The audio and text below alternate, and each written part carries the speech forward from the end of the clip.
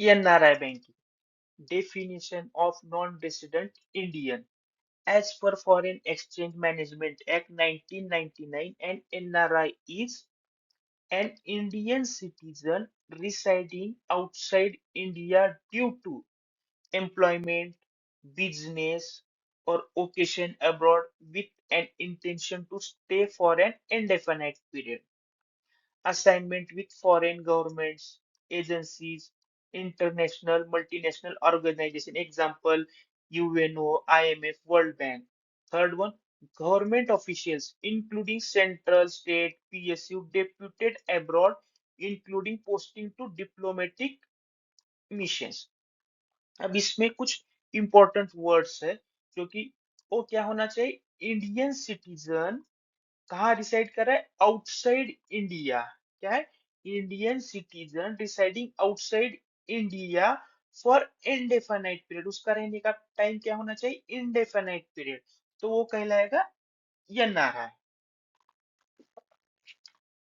अब second, a person of Indian origin who is foreign citizen excluding citizen of Pakistan, Bangladesh और other notified countries।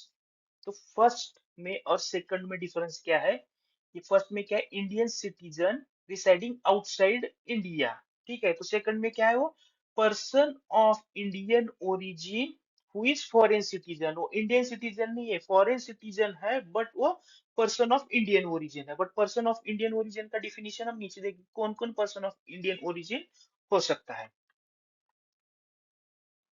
वो was a citizen of India under the Constitution और Citizenship Act 1955। वो India का citizen था। First, suppose एक example लेंगे, अमित। अमित अभी USA का सिटीजनशिप है अमित के पास में, but before obtaining USA citizen Amit के पास इंडिया का पासपोर्ट था, ठीक है।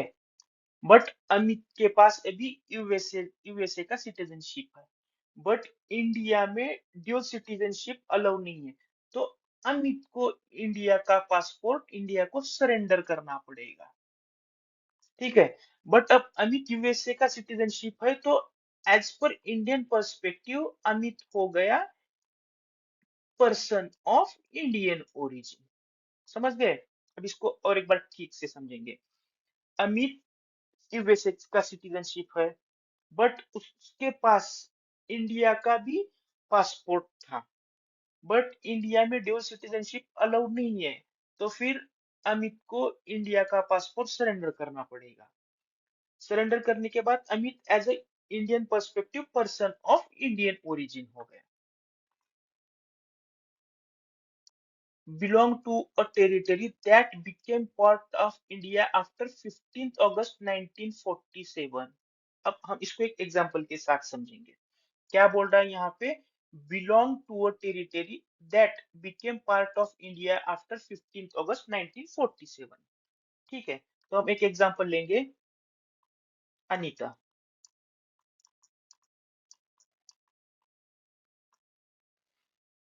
बॉर्न इन गोवा, गोवा में बॉर्न हुई है, ठीक है।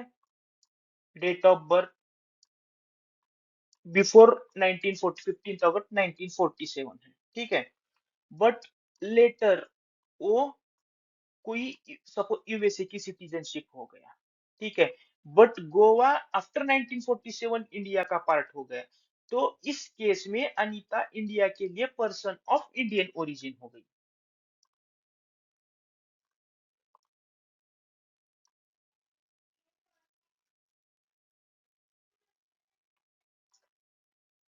अब next, a child, grand child और great grand child of an Indian citizen और पर्सन ऑफ इंडियन ओरिजिन। क्या है, जो चाइल्ड रहेगा, ग्रैंड चाइल्ड रहेगा, great grand child of Indian citizen का और पर्सन ऑफ इंडियन ओरिजिन का, वो भी पर्सन ऑफ इंडियन ओरिजिन ही कहलाएगा। अब fourth, is a spouse of foreign origin of, spouse of foreign origin of Indian citizen और person of Indian origin. Person of Indian origin और Indian citizen की जो फॉरेन स्पाउस रहेगी वो भी पर्सन ऑफ इंडियन ओरिजिन ही रहेगी। एक example लेंगे इसका। एना है, वो जर्मन सिटीजनशिप है उसके पास में, is married to Rajiv who is US citizen but of Indian origin. ठीक है, क्या है? एना एक कहाँ की है? जर्मनी की। ठीक है, बट इसकी शादी हो गई राजू से, जो है रहता है यूएसए में, किसी जॉब के लिए गया होगा और इससे शादी हो गई, बट ये इंडियन ओरिजिन का है Raju.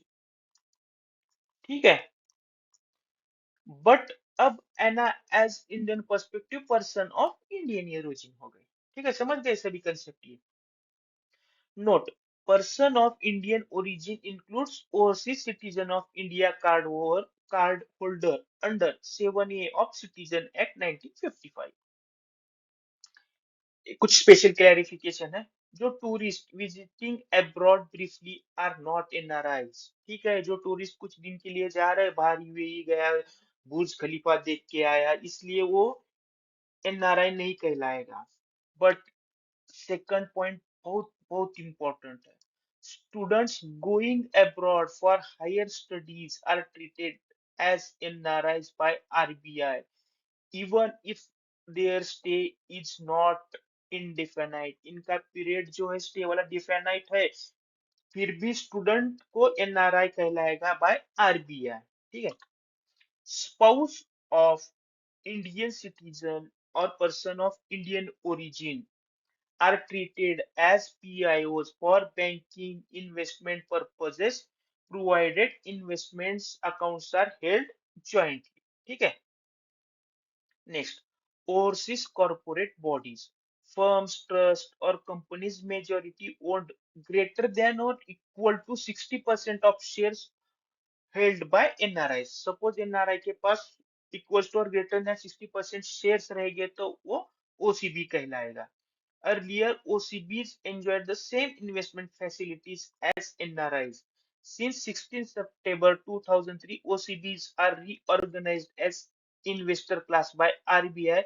They can no longer make fresh investment in India।